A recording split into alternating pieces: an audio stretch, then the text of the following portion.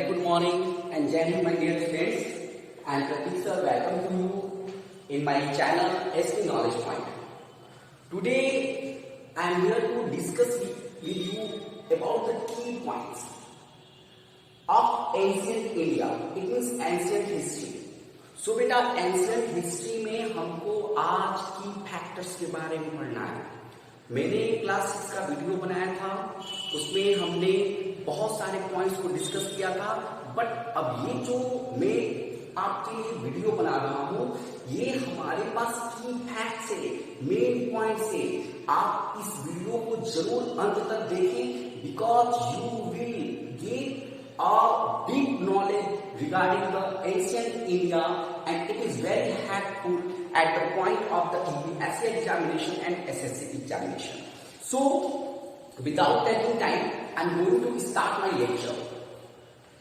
As you know that about history, so first we have to start with the Paleolithic age. तो पैलेयोलिथिक as बेटा हमारे पास exactly क्या था? तो पैलेयोलिथिक एज हमारे पास आपका 2.5 मिलियन ईयर्स एगो से लेके आपका 10,000 BC तक था. यानी कि अगर मैं समय की बात करूं तो समय की बात के लिए मैं आपको अभी एक चीज बता दे रहा हूं कि हमारे पास समय को बताने के लिए हमारे पास कुछ पॉइंट होते हैं. जैसे एक होता है आपका BC और दूसरा होता है आपका AD. तो बेटा हम AD कहाँ यूज करते हैं और BC कहाँ यूज करते हैं, इसमें बहुत ज्यादा कंफ्यूजन होता है कि आप लोग को मैं बोलूंगा कि 2500 ईयर से इट मींस क्या 500 BC. तो अब मैंने ये कैसे बोल दिया, इस कॉन्सेप्ट को समझो. आप लोगों ने मैथ में पढ़ा होगा कि हमारे पास ये एक लाइन होता है, हमारे पास पॉजिटिव इंटीजर्स होते हैं और नेगेटिव इंटीजर्स होता है. तो हमारे पास टाइम लाइन में भी ऐसे ही होता है. हमारे पास ये जो समय है इसको हम 0 मान लेते हैं. आज हमारे पास क्या है 2021 है. तो 2021 हम क्या कहते हैं, AD कहते हैं. AD का फुल फॉर्म क्या होता है? तो AD का फुल फॉर्म होता है एनो डोमिनी. और BC का फुल फॉर्म क्या होता है? तो बिफोर क्रिस्ट. तो बेटा हमारे पास 2021 से जब हम पीछे की तरफ आएंगे तो हमारे पास 1021 भी होगा. उससे पहले उसके फिर पीछे हम आएंगे 1021 भी होगा. अब उसके बाद ये 0 भी हो गया होगा. ठीक है, ये 0 हो गया होगा. यानी कि ये पॉइंट क्या है, न्यूट्रल पॉइंट है. अब बेटा इसके बाद क्या हमारे पास टाइम नहीं था? हाँ हमारे पास टाइम था. तो अब हम उस पीरियड में क्या करेंगे, 1 2 डॉट डॉट डॉट 1021 भी होगा, फिर हमारे पास 2021 भी होगा, फिर 3021 भी होगा. बट हमारे पास जो ये टाइम पीरियड है इसको हम कहते हैं AD, यानी कि एनो डोमिनी, यानी कि after the birth of the Jesus Christ. और before the birth of the Jesus Christ को हम कहते हैं BC, यानी बिफोर क्राइस्ट. तो अब आपको ये समझ में आ गया कि हमारे पास जो ये पैलेयोलिथिक एज है यहाँ पे BC लिखा हो, यानी कि ये हम समय की बात कर रहे हैं. ये समय कौन सा है? ये समय है बेटा आपका बिफोर क्राइस्ट, यानी कि ईसा मसीह के जन्म के पहले का. तो हमारे पास पैलेयोलिथिक एज में हमारे पास क्या था, होमो सैपियंस, यानी कि हम आदि मानव के रूप में सिर्फ रहते थे. धीरे धीरे हम क्या करने लगे, अपना डेवलप करने लगे. तो डेवलप करने के लिए हमारे पास बहुत ज्यादा समय लगा. और जब हम मेसोलिथिक एज में आए तो मेसोलिथिक एज में आने का जो हमारे पास टाइम पीरियड है वो 10,000 BC से लेकर आपका 8,000 BC है. यानी कि इस 2000 साल के बीच में हमारा कुछ डेवलपमेंट हुआ. वो डेवलपमेंट क्या हुआ, तो हमको बस यही चीज यहाँ पे जानना है कि हम उससे पहले क्या थे. उससे पहले हम हंटर गैदरर्स थे. हंटर गैदरर्स मींस क्या थे, हम टोटली कोई भी चीज, हम किसी चीज के लिए अवेयर थे ही नहीं. तो हम धीरे धीरे अपना डेवलप किए और हमारे पास क्लाइमेटिक चेंज हुआ था. क्लाइमेटिक चेंज से बचने के लिए हम ग्रासलैंड की तरफ मूव किए. ग्रासलैंड की तरफ मूव किए तो वहां पे हमने क्या किया, वहां पे हमने डोमेस्टिकेशन का नॉलेज किया. जैसे कि अब हम एक जगह रहना शुरू किए तो हम रहते रहते देखे कि हाँ कैसे क्रॉप उग रहे हैं, कैसे ये पशु आ रहे हैं. तो हम इन चीजों का डोमेस्टिकेशन वहां से सीखना शुरू कर दिए. तो आपको बस मेसोलिथिक एज में 2 चीज आपको जानना है, 3 चीज जानना है, 3 पॉइंट्स कि हम मेसोलिथिक एज में हम ग्रासलैंड की तरफ मूव किए क्योंकि in the search of water हम रिवर्स बैंक की तरफ. और नेक्स्ट है कि हमारे पास ये फर्स्ट है. और सेकंड आपका क्या कह सकते हो, सेकंड कह सकते हो कि जब हम ग्रासलैंड की तरफ मूव किए तो वहां से हमने डोमेस्टिकेशन भी करना शुरू कर दिया. डोमेस्टिकेशन यानी कि हमने जानवरों को पालना शुरू किया. हमने अपना जो लाइफ है वहां पे कुछ क्रॉपिंग करना शुरू कर दिया। और जो थर्ड पॉइंट है बेटा वो हम ये कह सकते हैं कि जो वीड होता है, ठीक है, वीड का हमारे पास इन्वेंशन कब हुआ था, तो मेसोलिथिक एज में हुआ था। तो इज इट क्लियर? यही मेसोलिथिक एज के बारे में आपको थोड़ा सा जानना था। अब हम बात करते हैं न्यूलिथिक एज। तो न्यूलिथिक एज में हमको क्या जानना है? न्यूलिथिक एज में बेटा हमको ये जानना है कि हम तो उस समय हंटर गैदरर थे, जानवरों को मारते थे, खाते थे, खाने के बाद हमने डोमेस्टिकेशन करना शुरू कर दिया।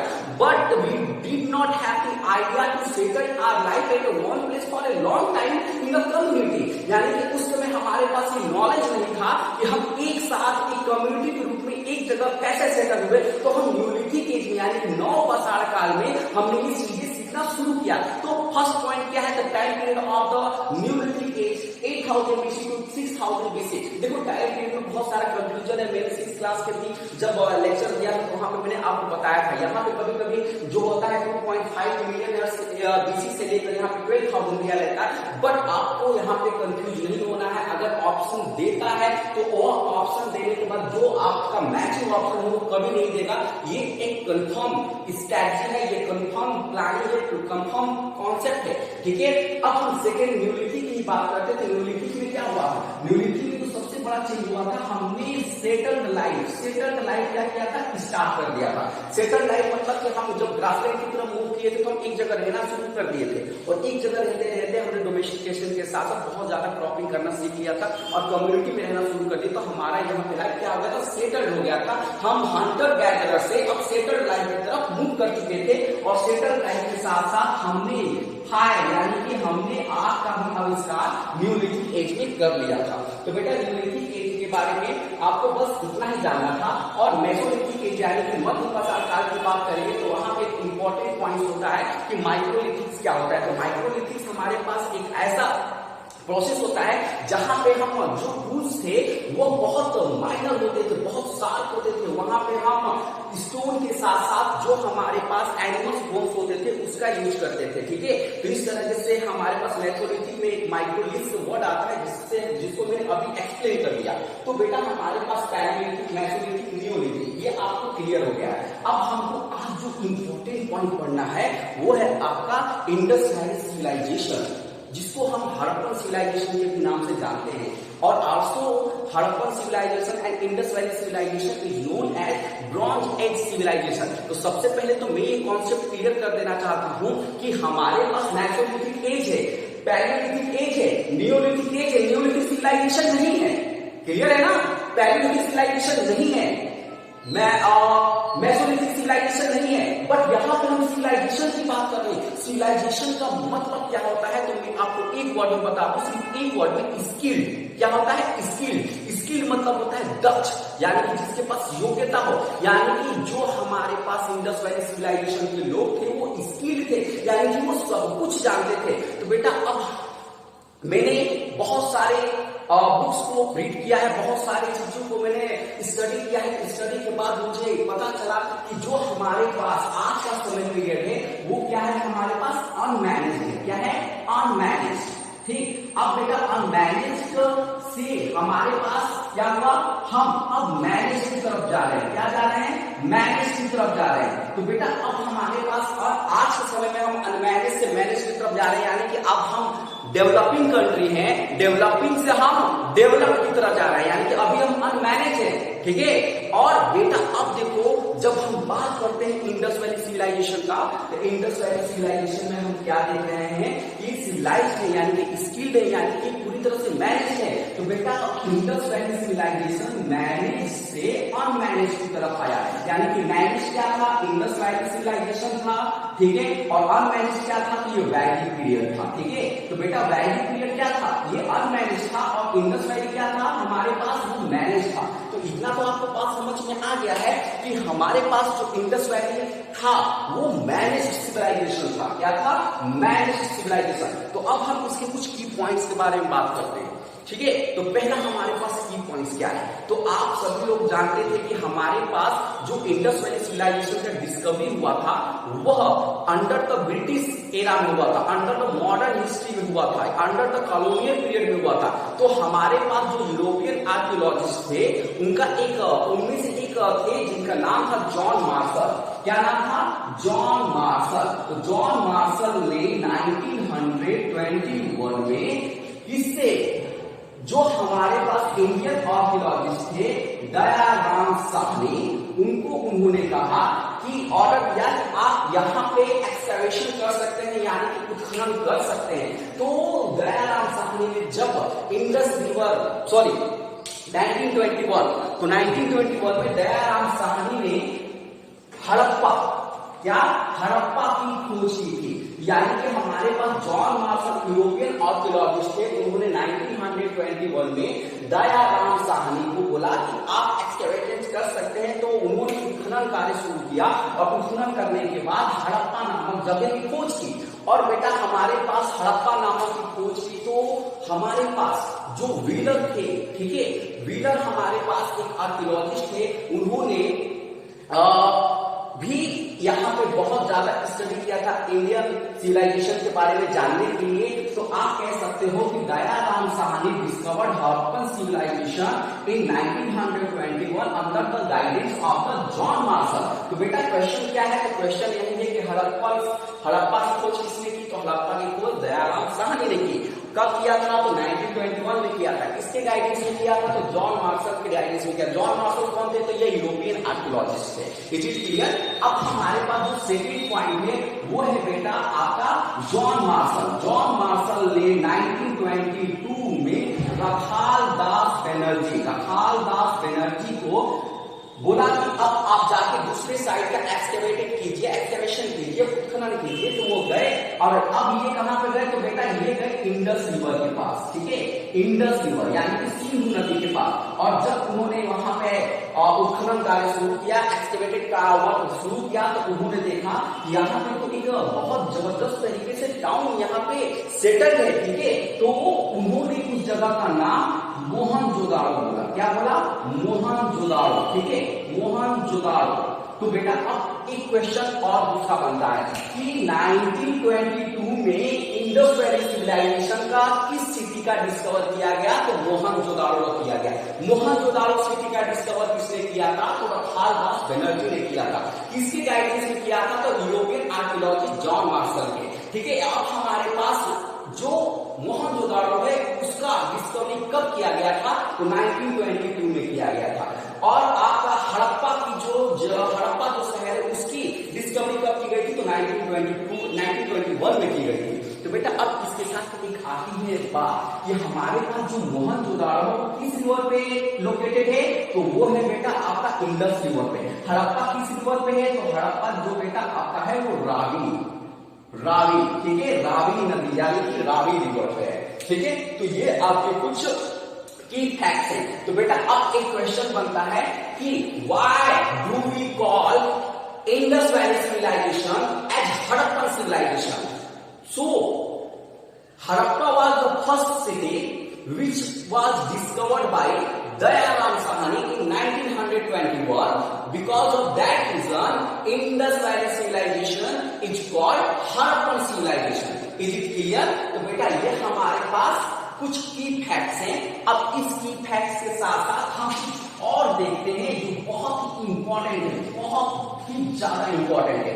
तो बेटा यहाँ पे मैंने आपके लिए कुछ बताया है कि जो हमारे पास इंडस वैली सिविलाइजेशन का जो हमारे पास टाइम पीरियड है, अलग अलग लोग अलग अलग मानते हैं। तो हमारे पास एनसीईआरटी कहता है कि 2500 BC to 1750 BC this was the time period of Indus valley civilization. कहीं कहीं पे हमारे पास 24 to 16 भी देता है, कहीं कहीं हमारे पास 25 to 17 भी देता है, कहीं कहीं 26 to 18 भी देता है। बट एनसीईआरटी हमारा कहता है 25 to 1750 BC। Is it clear? This was the time period of the Indus valley civilization. अब बेटा इंडस वैली सिविलाइजेशन का टाइम पीरियड जान गए, तो अब इसके बारे में हमको और चीज क्या जानना है? अब हमारे पास जो शेप है, जो हमारे पास इंडस वैली सिविलाइजेशन जो है वो किन देशों में पाया जाता है, यानी कि जो भारत का जो सभ्यता है, यानी कि जो सिंधु घाटी सभ्यता है वो किन किन देशों में पाया जाता है, यानी पाया जाता था। तो बेटा हमारे पास इंडिया, ये तो आप सभी लोग जानते हैं, दूसरा आपका क्या है पाकिस्तान, ये भी आप सभी लोग जानते हैं। तीसरा क्या है अफगानिस्तान। तो बेटा हमारे पास ये 3 ऐसे देश हैं जहां पे इंडस वैली सिविलाइजेशन एक्सटेंड है, यानी कि फैला हुआ था, ठीक है। तो ये 3 देश होते हैं India, Pakistan and Afghanistan, where Indus valley civilization was extended. Is it clear? अब हमारे पास इसके बाद जो नेक्स्ट पॉइंट आता है वो क्या है? नेक्स्ट पॉइंट हमारे पास ये है कि जो हमारे पास इंडस वैली सिविलाइजेशन है अकॉर्डिंग टू उसका सेट हमारे पास उसका सेट क्या था? तो बेटा हमारे पास इंडस वैली सिविलाइजेशन का जो रीजन था, जो एरिया था, जो उसकी क्षेत्र थी, वह त्रिभुजाकार थी, यानी कि ट्रायंगल इन शेप। तो बेटा हमारे पास इंडस वैली सिविलाइजेशन किस तरह से था? तो इस तरह से ट्रायंगुलर शेप में था। तो ट्रायंगुलर शेप में था तो आप ऐसे कर सकते हो डायरेक्शन के लिए। ये बेटा आपका नॉर्थ हो गया, आपका साउथ हो गया, आपका ईस्ट हो गया, आपका वेस्ट हो गया। तो ट्रायंगुलर शेप में था, लेकिन इसके हमारे पास 4 साइड तो होंगे। तो अब 4 साइड हमारे पास कहाँ कहाँ पाए जाते हैं, हम उसके बारे में थोड़ा डिस्कस करते हैं। तो बेटा अब देखो हमारे पास जो इसके 4 साइड थे वो क्या थे? तो देखो बेटा ये हमारे पास इंडस वैली सिविलाइजेशन है। तो अगर हम नॉर्थ की बात करेंगे, नॉर्थ में हमारे पास मांडा नाम का एक जगह है जो जम्मू एंड कश्मीर में पाया जाता है, ठीक है। और वह जो मांडा है वो किस रिवर पे है? तो चिनाब रिवर पे लोकेटेड है। अब हम नॉर्थ तो कंप्लीट कर लिए, तो अब आते हैं हम ईस्ट में। तो ईस्ट में बेटा आलमगीरपुर है, ठीक है, जो उत्तर प्रदेश में। आलमगीरपुर एक जगह का नाम है जो मेरठ डिस्ट्रिक्ट में पाया जाता है। मेरठ का नाम आपने सुना होगा, ठीक है। तो मेरठ डिस्ट्रिक्ट में हमारे पास आलमगीरपुर पाया जाता है, और वो किस नदी के पास है? तो हिंडन रिवर, ठीक है। ये आपका ईस्टर्न पार्ट है। अब हम बात करते हैं साउथ की। तो साउथ में बेटा हमारे पास क्या था? तो दायमाबाद ये महाराष्ट्र में पाया जाता है, यानी कि हमारे पास जो साउथर्न पार्ट है इंडस वैली सिविलाइजेशन का वो कौन सा है? दायमाबाद है, जो महाराष्ट्र में पाया जाता है। और किस नदी पर पाया जाता है? तो ये प्रकरा नदी पर पाया जाता है। अब हम बात करते हैं वेस्ट की। तो वेस्ट में बेटा हमारे पास सुस्का गेंदोर एक नाम का जगह है जो पाकिस्तान में पाया जाता है, लेकिन पाकिस्तान में कहाँ पाया जाता है? तो ये बलूचिस्तान में पाया जाता है। बलूचिस्तान आप लोग बहुत सारे न्यूज में भी देखते हो, तो बलोच जो है उसका जो हमारे पास पाक आर्मी है बलोचों के ऊपर बहुत ज्यादा क्रूरता यानी कि अत्याचार करती है। तो वो ही बलोचिस्तान जो है वहां पे सुस्का गेंदोर नाम का एक जगह है, और वह जो है दास नदी पर स्थित, यानी कि रिवर दास। तो बेटा अब देखो हमारे पास ये तो आपको पता चल गया कि हमारे पास north Manda river, Manda Jammu and Kashmir at river Chenab, eastern Alamgirpur Meerut UP located at the river Hindon, south Daimabad Maharashtra located at the river Pravara, सुस्का Dor Balochistan Pakistan located at the river Dasht. Okay, next point. अब हम बात करते हैं जो हमारे पास इंडस वैली सिविलाइजेशन है उसका हमारे पास एरिया क्या है। तो बेटा उसका एरिया आप लिख सकते हो 12996600 kilometre square. It means like this. तो बेटा आप कह सकते हो कि हमारे पास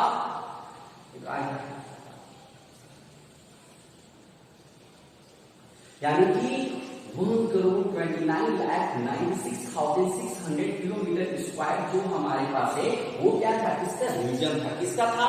ये आपका इंडस वैली सिविलाइजेशन का रीजन था। अब हम बात करते हैं कि अब इसका ईस्ट से वेस्ट और नॉर्थ से साउथ की बात करते हैं। तो बेटा हमारे पास ये नॉर्थ है और ये साउथ है, यानी कि नॉर्थ से लेके साउथ के बीच में हमारे पास जो डिस्टेंस था वो आपका कितना था? तो बेटा आप 1100 किलोमीटर ये आपका क्या था?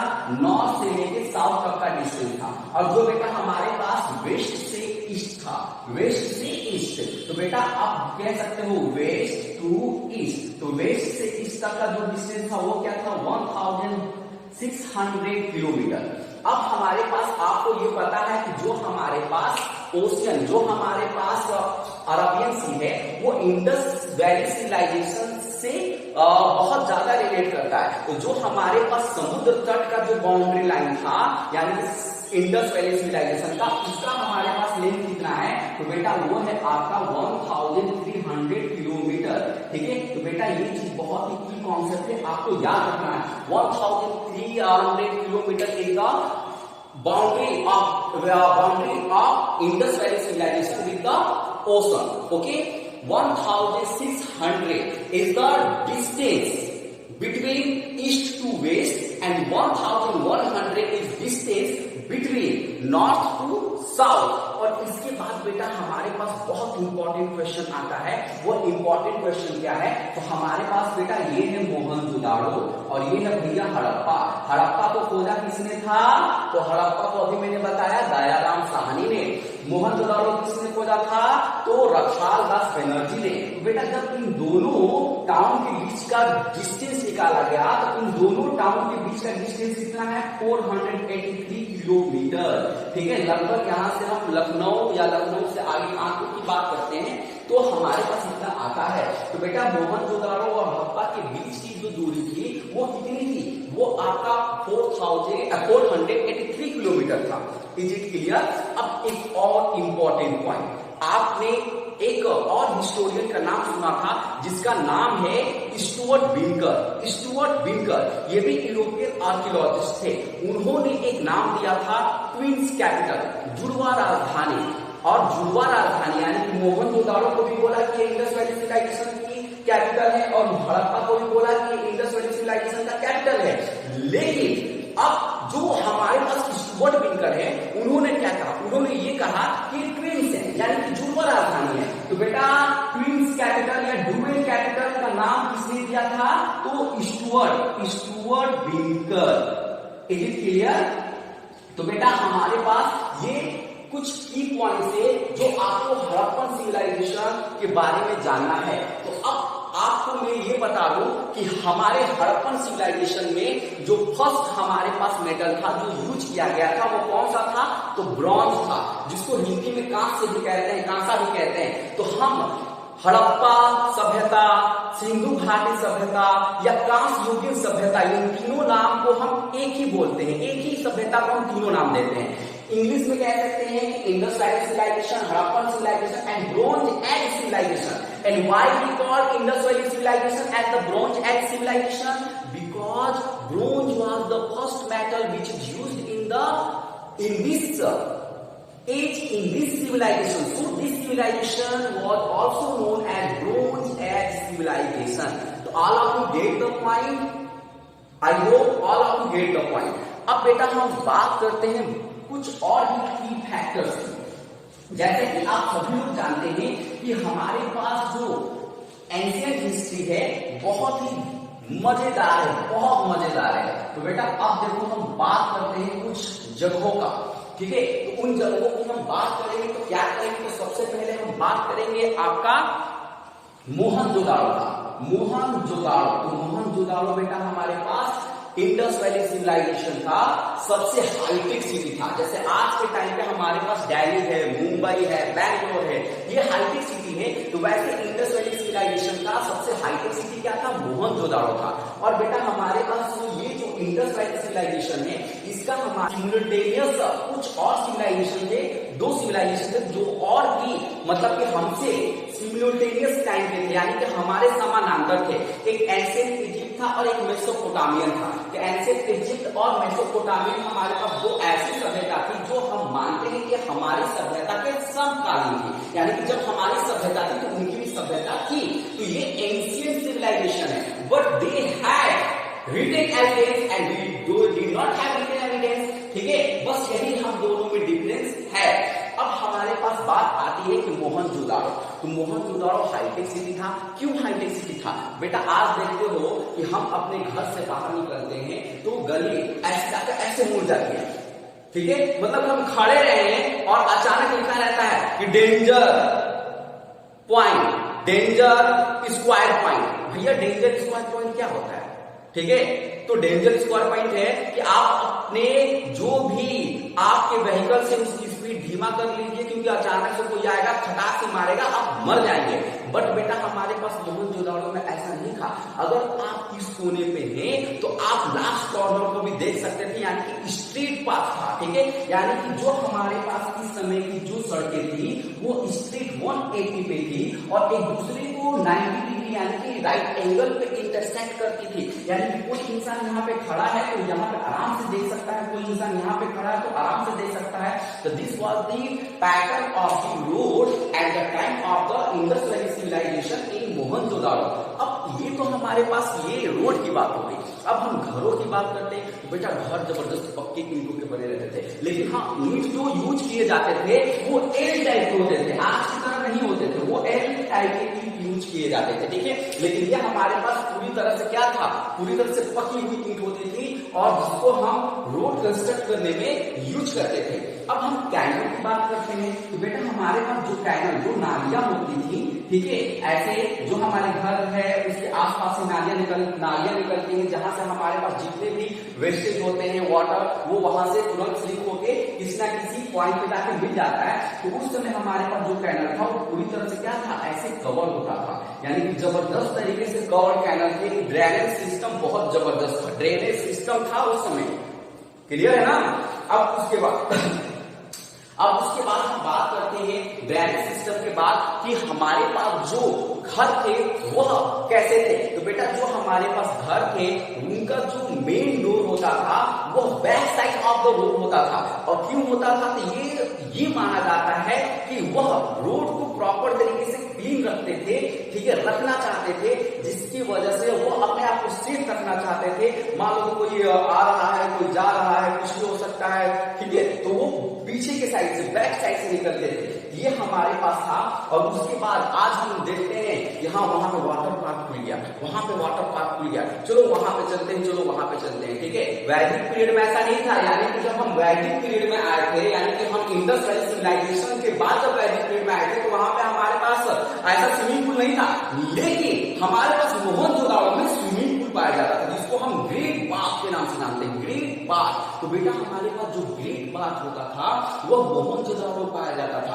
ये हमारे पास उस समय स्विमिंग पूल था, यानी कि आप कह सकते हो स्विमिंग पूल था, जिसको हम ग्रेट बाथ कहते थे। तो सोचो कि वो कितना डेवलप था, मतलब सड़क थी, सब कुछ था। और उसके बाद से बेटा हमारे पास स्ट्रीट लाइट होते थे। स्ट्रीट लाइट कहाँ पे होते थे, जो हमारे पास स्क्वायर पॉइंट होते थे वहां पे वह स्ट्रीट लाइट, मतलब इलेक्ट्रिसिटी नहीं था। आप ये सोचना कि हाँ उस समय तार और वायर जो था इलेक्ट्रिसिटी प्रोड्यूस होती थी, मतलब ऐसा कुछ नहीं था। जो वह सोर्स ऑफ लाइट यूज करते थे, उसी सोर्स ऑफ लाइट से वो रात को अपने गली यानी कि स्ट्रीट में, रोड के आसपास वह यह एक लैंप लगाते थे, जिससे लोगों को आसानी होती थी एक जगह से दूसरी जगह जाने में। तो बेटा ये सब हमारे पास था। उसके बाद से हमारे पास वहां पे स्टोर रूम होता था। आप देखते हैं ना कि माल गोदाम, मतलब कि अन्न रखने के लिए, ग्रैन रखने के लिए माल गोदाम बनाया जाता। तो बेटा हमारे पास मोहनजोदाड़ो में भी वो चीज पाया गया, ठीक है। तो अब सोचो वहां पे अन्न रखने के लिए जगह, वहां पे नहाने के लिए जगह, वहां पे वेल कुएं थे, वहां पे जो कैनल थे वो पूरी तरह से कवर थे, वहां पे जो रोड थी वो पक्की थी, एक दूसरे को 90 डिग्री पे इंटरसेक्ट करती थी, वहां पे पक्के मकान होते थे, वहां पे जबरदस्त तरीके की फैसिलिटी थी, इसलिए वो हाईटेक सिटी था इंडस वैली सिविलाइजेशन का। Is it clear? अब हम बात करते हैं कि इंडस वैली सिविलाइजेशन में जो हड़प्पा था, ठीक है, वह हाईटेक नहीं था, ठीक है। जो हमारे पास मोहनजोदाड़ो था वो हाईटेक था।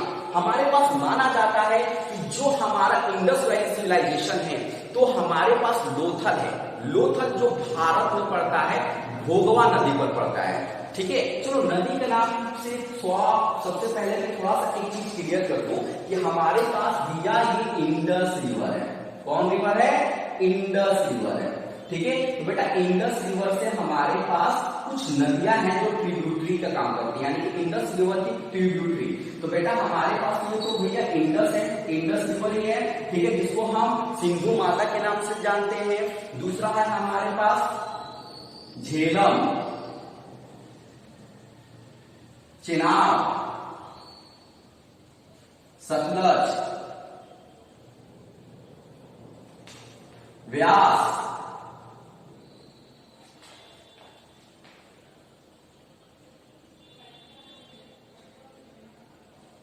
रावी। ओके, ये बेटा हमारे पास river Ravi, river Beas, river Sutlej, river Chenab, river Jhelum, ये हमारे पास क्या थी? ट्रिब्यूटरीज थी, सहायक नदियां थी। किसकी? इंडस की थी। ठीक है, तो इसके लिए आप एक हिंदी में लाइन याद कर सकते हो, और वो क्या है,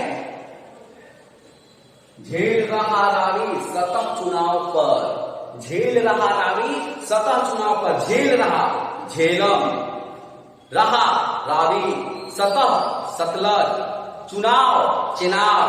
ठीक है, और उसके बाद से क्या था, सतह चुनाव पर, तो हमारे पास ब्यास। ठीक है, तो इस तरह से आप उसको याद कर सकते हो कि इंडस वैली सिविलाइजेशन की 5 सहायक नदियां कौन सी थी। ठीक है, और बेटा अब हम बात करते हैं कि हमारे पास जो लोथल, लोथल एक जगह है जो हमारे पास गुजरात में पड़ता है। तो बेटा ये हमारे पास किस नदी के पास में है, तो ये बेटा हमारे पास जो है वो भोगवा नदी है। क्या है, भोगवा रिवर। तो भोगवा नदी के पास जो हमारे पास एक जगह पाया जाता है इंडस वैली सिविलाइजेशन का, उसका नाम है लोथल। तो लोथल बेटा हमारे पास बहुत बड़ा डकयार्ड था, डकयार्ड मतलब बंदरगाह था। आप ये फोटो भी देख सकते हो, पिक्चर भी देख सकते हो। देखो कि आज हमारे पास कलकत्ता हो गया, चेन्नई हो गया, कोचीन हो गया, यहाँ पे बंदरगाह होते हैं। तो उस समय भी हमारे पास ये बंदरगाह था। आप देख रहे हो ना कि हमारे पास ये जो जगह थी ये अरबियन, सॉरी हमारे पास ये ओशियन से मिलती थी, किसी रिवर वाटर बॉडी से मिलती थी, और यहाँ पे वो जगह था, और ये जो है एक कैनल बनाया गया था जो शहर के अंदर जाता था।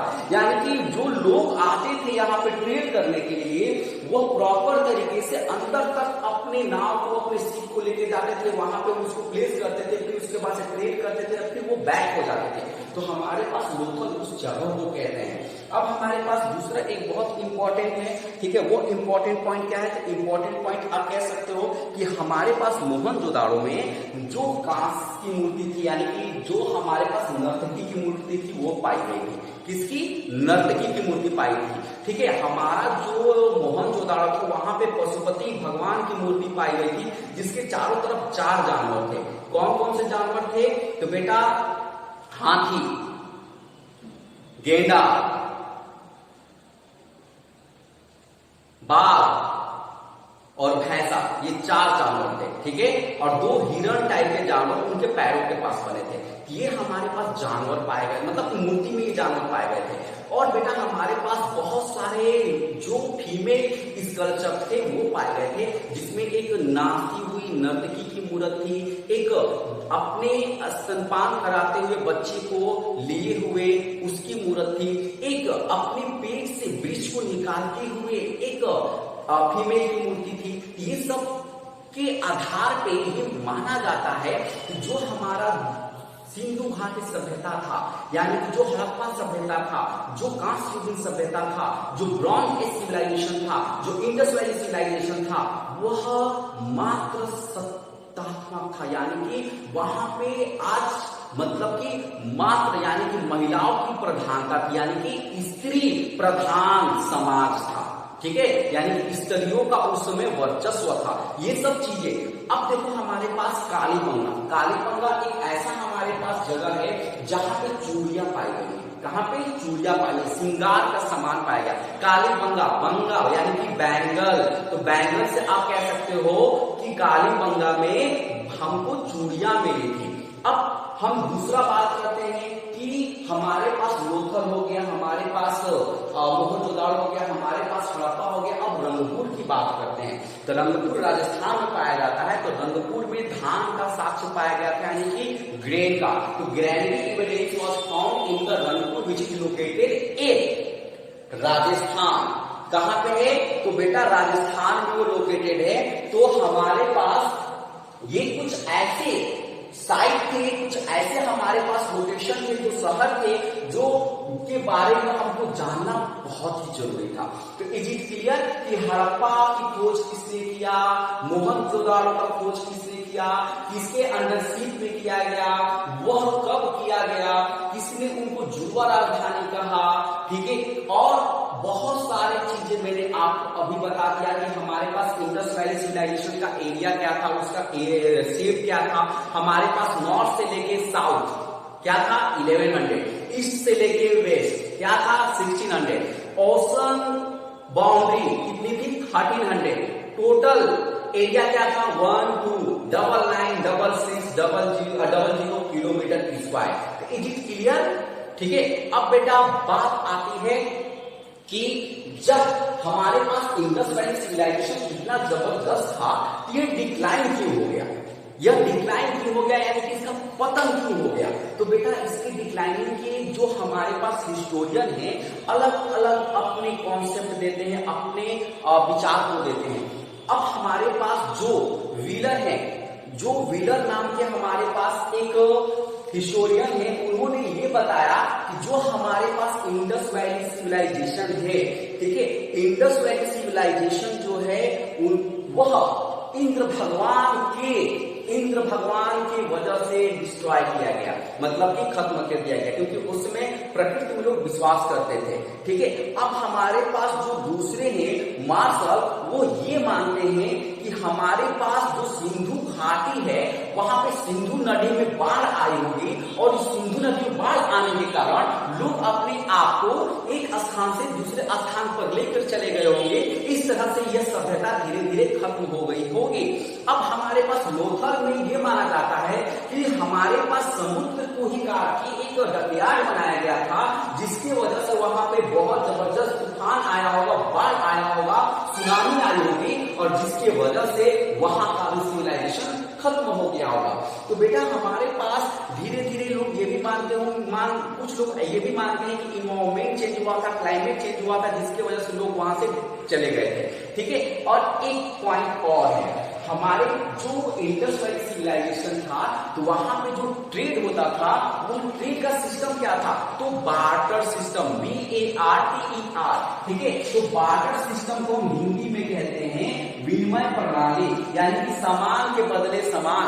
अगर आपके पास भैया मोबाइल है और आपको लैपटॉप की जरूरत है, और मेरे पास लैपटॉप है, मुझे मोबाइल की जरूरत है, तो हम कहेंगे भैया आप मेरा लैपटॉप ले लो और आप अपना मुझको मोबाइल दे दो। तो अगर हमने सामान के बदले सामान एक्सचेंज कर लिया, यही सिस्टम हमारे पास क्या होता है? बार्टर सिस्टम होता है। Is it clear?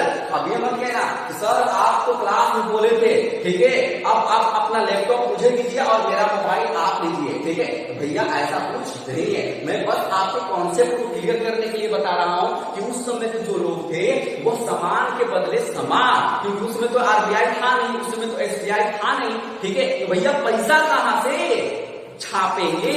तो उनके लिए वो क्या करते थे? उनके लिए उनको कैश नहीं चाहिए था, उनके लिए उनको सील चाहिए था, यानी कि एक मोहर होता था कि अगर हाँ आपको सामान चाहिए तो आप मुझे एक मोहर दे दीजिए, जब मुझे इस सामान की जरूरत पड़ेगी तो मैं दिखाऊंगा तो मुझे सामान मिल जाएगा, पैसा नहीं मिलेगा। तो बेटा सामान के बदले सामान जब एक्सचेंज किया जाता था, when goods are exchanged from one to another, that system is called barter system. So barter system हमारे पास इंडस वैली सिविलाइजेशन में एग्जिस्ट करता था। तो इज इट क्लियर कि हमारे पास इंडस वैली सिविलाइजेशन होता क्या है? ठीक है। तो बेटा आई थिंक आप सभी लोग को ये सारे पॉइंट समझ में आ गए होंगे। आई hope all of you enjoy this class. आप लोगों ने की फैक्टर्स जान लिया होगा।